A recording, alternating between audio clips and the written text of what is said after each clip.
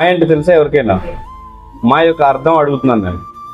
మాయ అంటే ఏదైతే ఒక మాటలో చెప్పాలంటే, చాలా సరళంగా చెప్పాలంటే, మాయ అంటే డెఫినేషన్ అశాశ్వతమైనది లేదా తాత్కాలికమైనది, శాశ్వతం కానిది, అంతే. ఏదైనా మాయ.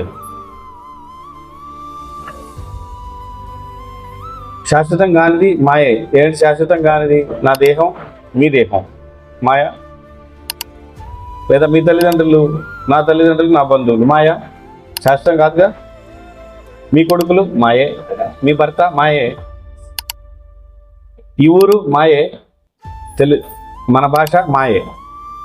అఫ్కోర్స్ భాష ఎప్పుడూ ఉంటుంది, కానీ అది మన భాష అనేది మాయ. ఇక్కడ అది ఇది నా భాష అనడం మాయ. ఎందుకంటే ఇప్పుడు ఇక్కడ ఉన్నాం కాబట్టి తెలుగులో మాట్లాడుతున్నాం.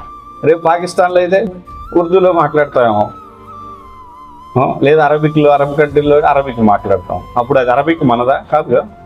తర్వాత ఇంగ్లాండ్లో పుడితే ఇంగ్లీష్ మాట్లాడతాం.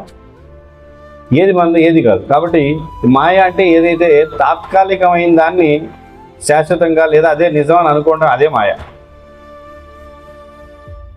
కాబట్టి ఇక్కడ మనం చర్చించేది ఏంటి? బంధువులు, మిత్రులు, వీళ్ళందరూ నా వాళ్ళు అని అర్జునుడు ఏదైతే బాధపడుతున్నాడో, శరీరం అర్జునుడికి కంపించడానికి కారణం ఏంటి? వీళ్ళందరూ నా వాళ్ళు అనుకుంటున్నాడు. అది మాయ. అంతేనా?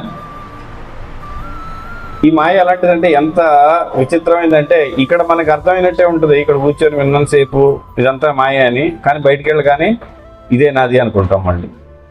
అది మాయ యొక్క ప్రభావం.